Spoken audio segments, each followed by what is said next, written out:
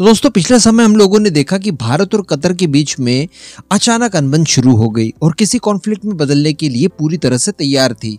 लेकिन उसके बाद दोनों देशों के बीच में बातचीत होती है और इस संभावित कॉन्फ्लिक्ट का एक सुखद अंत होता है और ये अंत हुआ था एलएनजी की लॉन्ग टर्म डील को लेकर। यानी कतर अब भारत को 2050 तक सस्ते दामों पर बिना किसी रुकावट के एलएनजी प्रोवाइड करवाएगा, जो कि हमारी समय की सबसे बड़ी नीड्स में से एक है और इसके बदले हमें काफी कम चार्ज देना पड़ेगा।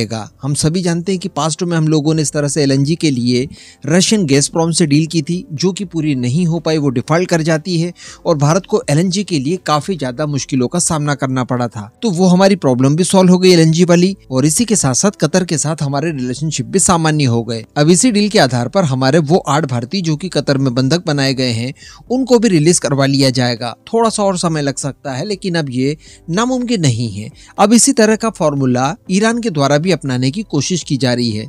देखिए, ईरान और भारत काफी लंबे समय से अच्छे दोस्त रहे हैं। भारत और ईरान के बीच में काफी बड़े स्केल पर ट्रेड भी होता था और इससे भी बड़ी बात देखने के लिए ये मिलती थी कि भारत जो ईरान से क्रूड ऑयल खरीदता था, इसके बदले ज्यादातर पैसा भारतीय रुपये में देता था। और इससे भी बड़ी बात ये थी कि इन पैसों का इस्तेमाल ईरान भारत से इम्पोर्ट करने में करता था। लेकिन डोनाल्ड ट्रंप ने अपने कार्यकाल के दौरान जब से ईरान के ऊपर प्रतिबंध लगाए वर्ष 2019 में, उसके बाद भारत ईरान के बीच में ऑयल को लेकर ट्रेड नहीं हुआ और इसके बाद ईरान के पास जो भारतीय पैसा बचा हुआ था जिससे कि वो भारत से इंपोर्ट्स किए जा रहा था, उसमें भी अब काफी कमी आ गई है। क्योंकि भारत नए तेल के ऑर्डर्स दे ही नहीं रहा है, इसलिए ईरान के पास भी रुपया जा ही नहीं रहा है और वो भारत से खरीदारी कर भी नहीं रहा है। इस बात का फायदा चाइना ने उठाया और चाइना ने ईरान से सस्ते दामों पर क्रूड ऑयल खरीदना शुरू कर दिया। बड़ी भारी मात्रा में वो खरीदे जा रहा है। इससे चाइना को फायदा ये हुआ कि एक तो काफी सस्ते दामों पर उसे क्रूड ऑयल मिल रहा है, उसकी चीजें ईरान इंपोर्ट भी कर रहा है और ईरान के ऊपर जो इन्फ्लुएंस भारत का था वो अब कहीं ना कहीं अपना जमाने की कोशिश कर रहा है।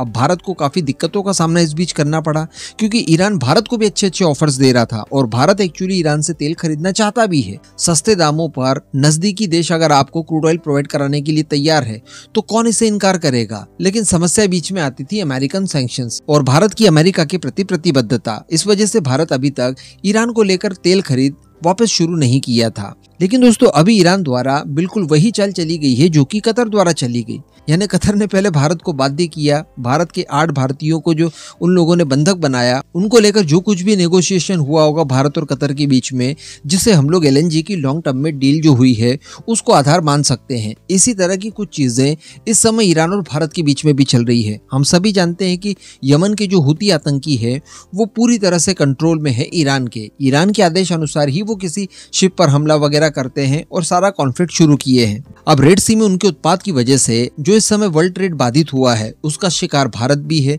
भारत को भी अपनी नेवी डिप्लॉय करनी पड़ी। नेवी का डिप्लॉयमेंट यानी लाखों डॉलर पर डे हमें खर्च करना पड़ रहा है और अगर इस बीच भारतीय जहाजों के ऊपर अटैक होता है तो इन्हें न्यूट्रलाइज करने के लिए मिलियंस ऑफ डॉलर्स की मिसाइलें इस्तेमाल करनी पड़ेगी। तो कहने का मतलब भारत को बहुत ज्यादा नुकसान हो सकता है। और इस साल की अगर बात की जाए वर्ष 2024 की, तो ये पूरी दुनिया के लिए चुनावी साल है। दुनिया के कई महत्वपूर्ण देशों में चुनाव होने जा रहे हैं, भारत, अमेरिका, रशिया और भी कुछ देशों में। ऐसी परिस्थिति में ये कॉन्फ्लिक्ट बहुत आसानी से नहीं सुलझने वाला है। हुतियों के खिलाफ कुछ इस तरह का एक्शन अभी नहीं लिया जा सकता वर्ल्ड कम्युनिटी द्वारा कि इनका पूरी तरह से निपटारा हो जाए। तो यहाँ पर किसी तरह के बीच के रास्ते को निकालने की कोशिश भारत यहाँ पर कर रहा है और इसका फायदा ईरान उठाना भी चाहता है। दरअसल खबर कुछ इस तरह की निकल कर आई है कि हुतियों की इन प्रॉब्लम से निपटने के लिए भारत ईरान के साथ तेल की खरीद वापस से शुरू कर सकता है। जी हाँ, इस कॉन्फ्लिक्ट के दौरान मैं आपको बता दूं कि ईरान हो या फिर उसके सहयोगी जितने भी प्रॉक्सी संगठन हो, वो सऊदी अरेबिया, यूएई, बहरीन, इन सब के स्टांस से भी उतना ज्यादा खुश नहीं है, क्योंकि ये लोग चाहते हैं कि बाकी सारे देश जो भी मिडिल ईस्ट के हैं ये ब्लाइंडली सपोर्ट करें हमास वगैरह को और इसराइल को दरकिनार करें। लेकिन ऐसा एक्चुअली हो नहीं रहा है। केवल ईरान ही अलग थलग पड़ गया है और वो ब्लाइंडली सपोर्ट कर रहा है हमास वगैरह को। तो ईरान की प्लानिंग ये है कि बड़े स्केल पर रेड सी के अंदर उत्पात मचाया जाए, जिससे यहाँ पर कोशिश इनकी ये भी रहेगी कि खाड़ी देशों से जो भी तेल का व्यापार होता है, खाड़ी देशों से तेल जिन जिन देशों में जाता है, उन सभी को ब्लॉक किया जाए। या पूरी तरह से अगर ब्लॉक ना भी कर पाए वो लोग, तो उसे इतना ज्यादा बाधित कर देने के ऊपर ये लोग तुल्य हो गए हैं कि क्रूड ऑयल की कीमतें इंटरनेशनल मार्केट में बहुत ज्यादा ऊंचाइयों तक जा सकती है। तो इन चीजों से बचने के लिए अब भारत ईरान से तेल खरीदना शुरू कर सकता है। इससे भारत को कई सारे फायदे हैं। एक तो ये कि हमें काफी डिस्काउंटेड रेट पर क्रूड ऑयल मिल जाएगा। भारत का जो ट्रांसपोर्टिंग है वो काफी ज्यादा बच जाएगा। मैंने आज मॉर्निंग वाली वीडियो में ही आपको बताया कि रशिया द्वारा जो डिस्काउंट दिया जा रहा था वो लगातार कम हो रहा है, और इसके पीछे सबसे बड़ा कारण ये है कि रशिया का तेल खरीदने के लिए इस समय कई सारे देश आगे आ गए हैं, इवन अमेरिका भी। तो रशिया द्वारा केवल $2 प्रति बैरल का डिस्काउंट दिया जा रहा है, जो कि भारत के लिए पर्याप्त नहीं है। इसके लिए हम लोगों ने वेनेजुएला को देखा, और वेनेजुएला द्वारा जब $8 से $10 प्रति बैरल का डिस्काउंट हमें दिया गया तो भारत ने वहां पर तेल का ऑर्डर दे दिया।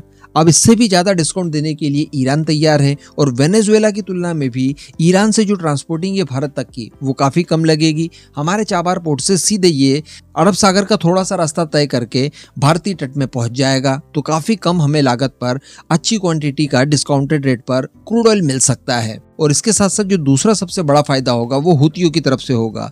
अगर कोई जहाज ईरान से ही तेल भरकर भारत की ओर जा रहा है, जिसमें ईरान का ज्यादा फायदा है, उसकी इकोनॉमी बूस्ट होगी, उसके पास पैसे आएंगे, तो इन सब के ऊपर तो हुतीज अटैक नहीं करेंगे। तो कहने का मतलब भारत और ईरान के बीच में लगातार ट्रेड इस माध्यम से बड़े स्केल तक वापस से शुरू हो सकता है, जिसका फायदा ईरान और भारत दोनों को संयुक्त रूप से होगा। हुतियों की प्रॉब्लम से हम लोग बच जाएंगे। हमारा जो ट्रेड है, जो कि बहुत बड़े स्केल पर रेड सी के माध्यम से होता है, वो सुरक्षित रहेगा, ज्यादा टेंशन नहीं रहेगा, ट्रांसपोर्टिंग हमें कम लगेगी, इंपोर्ट करें या फिर एक्सपोर्ट करें। तो इन्हीं सब सुविधाओं को देखते हुए बताया जा रहा है कि अब बहुत ही जल्द भारत ईरान का क्रूड ऑयल फाइनली खरीद सकता है। बताया ये भी जा रहा है कि रिसेंटली जो डॉक्टर एस जयशंकर हमारे विदेश मंत्री ईरान के विजिट पर गए थे, उस दौरान भी इस संबंध में ईरान के साथ डिस्कशन हुआ हो। तो अब इस पूरे मुद्दे पर दोस्तों मैं आपका ओपिनियन जानना चाहूंगा, नीचे कमेंट करके जरूर बताइएगा।